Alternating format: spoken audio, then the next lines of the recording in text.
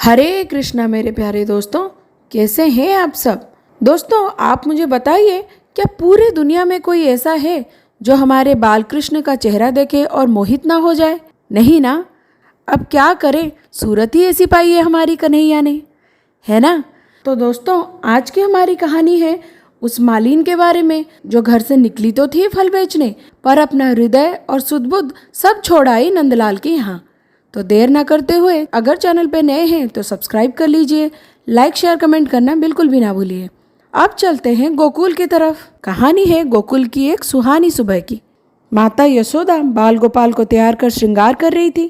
प्रभु की ऐसी अनोखी रूप जिसे देखकर माता पुलकित होती हैं और बार बार कन्हैया को काजल लगाती हैं और कहती हैं, सारे गोकुल के जन, गोपियाँ, ग्वाले तुझे देखकर नज़र लगा देते हैं, इसीलिए अब से मैं बहुत सारा काजल लगाऊंगी। बड़ी ही प्रेममय वात्सल्यमय लीला को देख देवगण भी आनंदित होते हैं और विचार करते हैं कि माता के भी सौभाग्य उच्च हैं।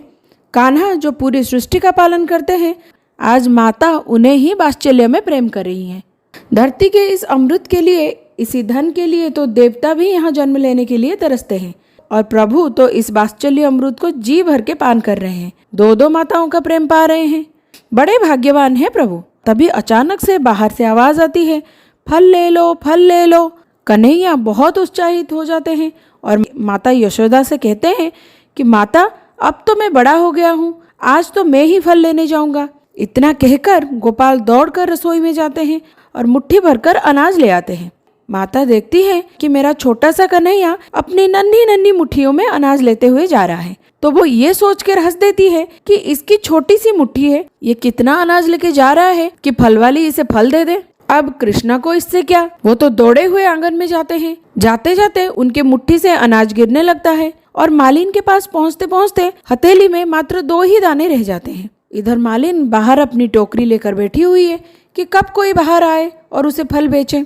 देखिए सौभाग्य, साक्षात नंदलाल के ही दर्शन हो गए। आज पहली बार मालिन कान्हा का चेहरा देखती है और निहारती ही रह जाती है। उतने में कन्हैया अपने हाथों में बचे हुए 2 दाने मालिन के टोकरी में डाल देते हैं और अंजनी बनाकर कहते हैं कि मालिन, हमें थोड़े फल दे दो, हमने अनाज तुम्हारी टोकरी में डाल दिया है। अब इधर मालिन को होश कहाँ, वो तो गोपाल को निहारने में ही लगी हुई है। बाल कृष्ण की अनुपम छवि देखकर वो तो मानो समाधि में ही चली गई है। जो समाधि प्राप्त करने के लिए और प्रभु से एकाकार होने के लिए ऋषि मुनि सालों तक तप साधना करते हैं, आज वही दुर्लभ समाधि मालिन को फल बेचते हुए ही प्राप्त हो गई है। मालिन को अब ना वस्त्रों का ध्यान है, ना फलों का। ऐसे प्रेम को देख प्रभु की लीला शक्ति रुक जाती है और कृपा शक्ति शुरू हो जाती है। बालकृष्ण जी मालिन को देखते हैं और मालिन बालकृष्ण जी को। प्रभु अपनी कृपा शक्ति को रोककर लीला शक्ति फिर से प्रारंभ करते हैं। ओ मालिन, ऐसे कितनी देर घूरेगी, हमें फल दे दो तो हम जाएं। अब मालिन की समाधि टूटती है। वो कहती है, माफ करो लाल जी, कहो क्या चाहिए। प्रभु कहते हैं, ये क्या सवाल हुआ, अब तुमसे फली तो लेने आएंगे, तुम्हारी टोकरी में तो फली है, तो फिर तुम क्यों पूछ रही हो कि क्या चाहिए। मालिन का तो जैसे सुध-बुध खो गई है, तो वो बाल गोपाल जी के सामने सारे के सारे फल रख देती है। थोड़े से फल लेकर बालकृष्ण जी घर में चले जाते हैं। मालिन बाल गोपाल जी की अनोखी छवि को याद करते करते नंद जी के आंगन से बाहर होती है, लेकिन अपनी होश तो वो बालकृष्ण जी के हाथों में ही सौंप आई।